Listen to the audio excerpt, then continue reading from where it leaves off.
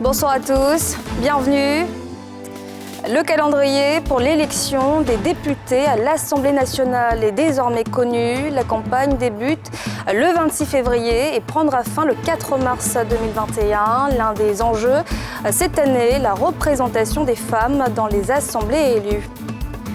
Le poste à péage de Grand Bassam sera livré d'ici avril prochain, annonce du ministre de l'Équipement et de l'entretien routier qui dénonce ce jeudi l'emprise des populations qui retardent plusieurs chantiers.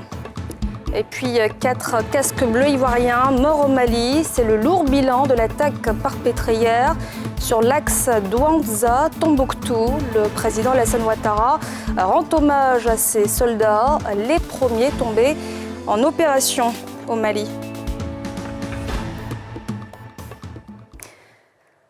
La sénatrice Mariam Dao Gabala, une militante ivoirienne pour les droits des femmes, a été désignée ce jeudi par la Fédération internationale de football Association, FIFA, présidente du comité de normalisation de la Fédération ivoirienne de football. La fêtière internationale avait décidé de la mise en place du dit comité à la suite des blocages dans le processus électoral pour la présidence de la FIF. Elle se fera accompagné dans cette mission par l'ex-ministre Martin Bléou et maître Simon Abbé. Rappelons qu'une délégation de la FIFA séjourne actuellement en Côte d'Ivoire.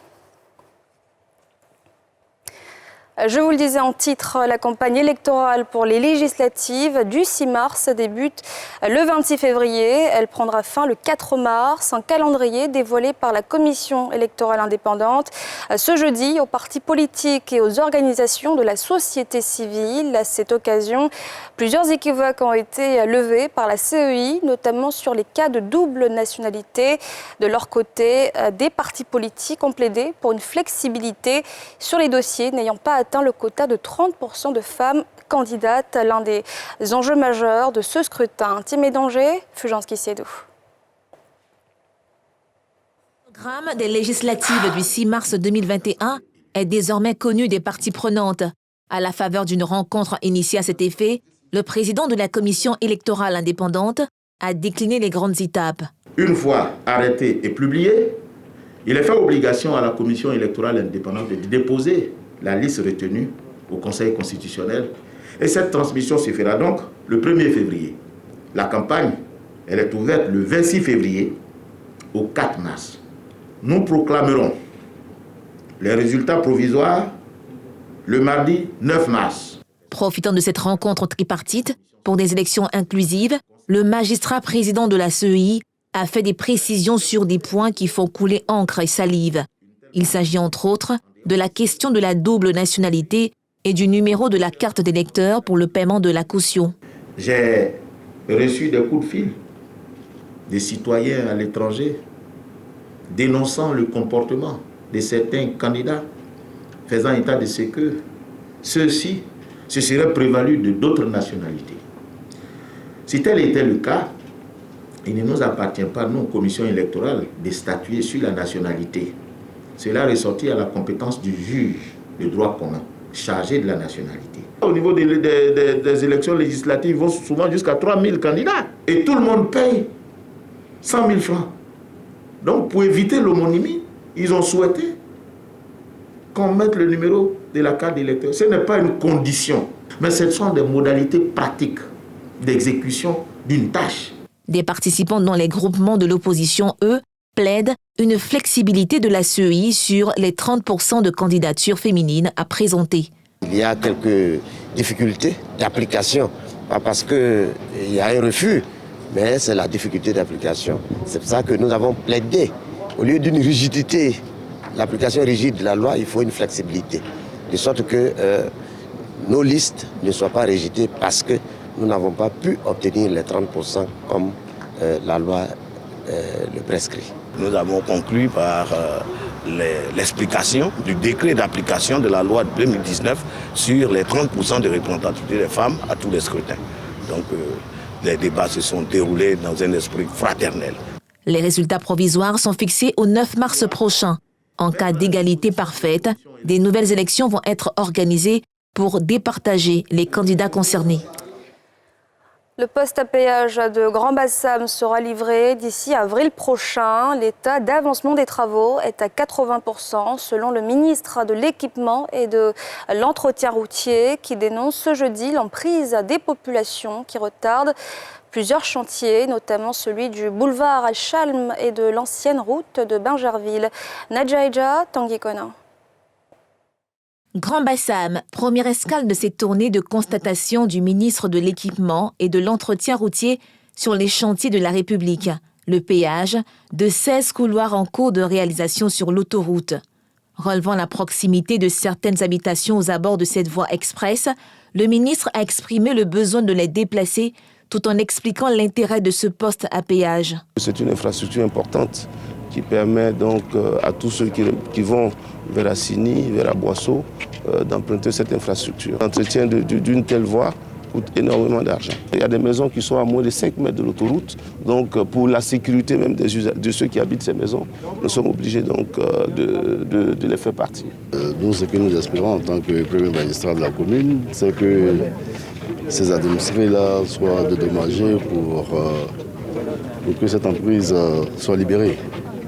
Il faudrait qu'on tienne compte de l'aspect social.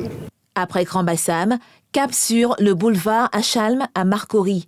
Cette voie souvent dégradée à cause des problèmes d'assainissement et de réseau sera reconstruite plus durablement grâce à la libération des emprises.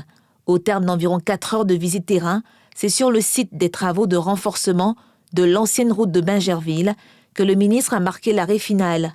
Là encore, il a dénoncé les constructions non autorisées qui ralentissent l'avancement des travaux. Lorsque cette autoroute sera terminée, je pense que ça va désengorger toute la zone qui passe depuis Faya, Carrefour, Abata, jusqu'à redescendre vers Bingerville.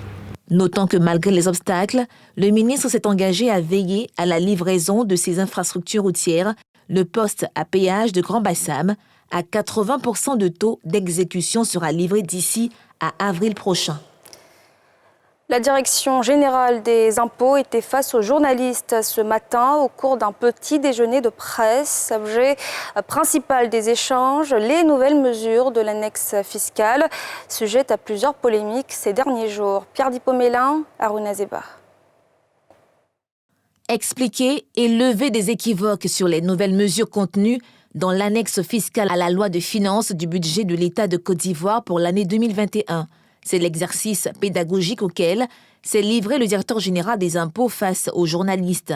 Un document de 33 articles de réforme fiscale dont les plus importants portent sur la prise en compte des tricycles dans la taxation, l'augmentation de l'impôt sur le tabac et les boissons alcoolisées, ainsi que le riz de luxe et la viande importée hors UEMOA. Les produits cosmétiques à hydroquinone vont être soumis aux droits d'accise à hauteur de 50%. Toutes ces mesures, selon Aboussier, sont bien conformes aux engagements communautaires du pays, aussi bien au niveau de l'UEMOA que de la CEDEAO. En ce qui concerne la taxation aux droits d'accise des produits cosmétiques, ce n'est pas une innovation. Pour ceux qui ont été au Sénégal, ils savent. Il y a des pays de la sous-région ici, au Bénin, on le fait. Ce n'est pas une innovation. La Côte d'Ivoire n'innove pas. Bien au contraire, nous sommes déjà en retard. Les autres pays taxent les produits cosmétiques. Voilà. La Côte d'Ivoire a décidé de faire un pas. Mais comme vous l'avez encore constaté, c'est un pas qui se fait progressivement. C'est un pas qui se fait en concertation avec les professionnels du secteur. Il en est de même pour la taxation du riz de luxe. Il y a des mesures de soutien aux entreprises avec un certain nombre d'exonérations qui leur sont accordées. Et puis, il y a des mesures de rationalisation du dispositif fiscal. La DGI a réussi à mobiliser en 2020 2 346 milliards de francs CFA sur 2 295 milliards attendus, soit un taux de collecte de 102%, malgré le contexte difficile de la Covid et des élections présidentielles. Cette année, C'est 2738 milliards qui sont attendus. L'annexe fiscale est déjà en vigueur depuis le 8 janvier dernier. 4 casques bleus ivoiriens morts au Mali. C'est le lourd bilan de l'attaque perpétrée hier sur l'axe Douentza-Tombouctou. Le président Alassane Ouattara a rendu hommage à ses soldats, les premiers tombés en opération au Mali. Nadja Eja. C'est un coup de massue pour l'armée ivoirienne qui vient de perdre 4 de ses soldats déployés au front dans le cadre de la MINUSMA, mission de l'ONU au Mali. Ce mercredi 13 janvier, leur convoi a été attaqué par un groupe armé terroriste à 95 km environ au sud de Tombouctou, une région en proie aux nombreuses violences que vit le Sahel. Selon le chef d'état-major général ivoirien, Lassina Doumbia, cette attaque a consisté en des tirs directs et en l'emploi d'un engin explosif improvisé au contact duquel un des véhicules blindés a explosé. Dans un tweet, le président ivoirien s'est incliné devant la mémoire de 6 soldats tombés au champ d'honneur. J'ai appris, avec beaucoup de peine, l'attaque meurtrière contre un de nos détachements engagés au sein de la MINUSMA au Mali. Je rends hommage à ces braves soldats, morts et blessés pour la paix. Mes condoléances les plus émues à leurs familles, ma compassion aux blessés. La MINUSMA compte 15 000 hommes et femmes, dont environ 12 000 militaires pour la plupart africains.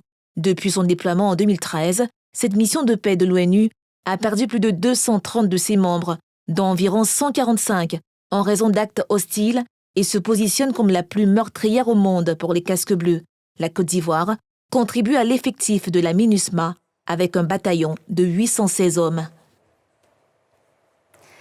Et c'est la fin de ce journal. Merci de l'avoir suivi. Restez avec nous dans un instant. Sans réserve, présenté par Ali Djarasouba, suivi de NCI Reportage avec un sujet ce soir sur la vie de dépanneurs en Côte d'Ivoire.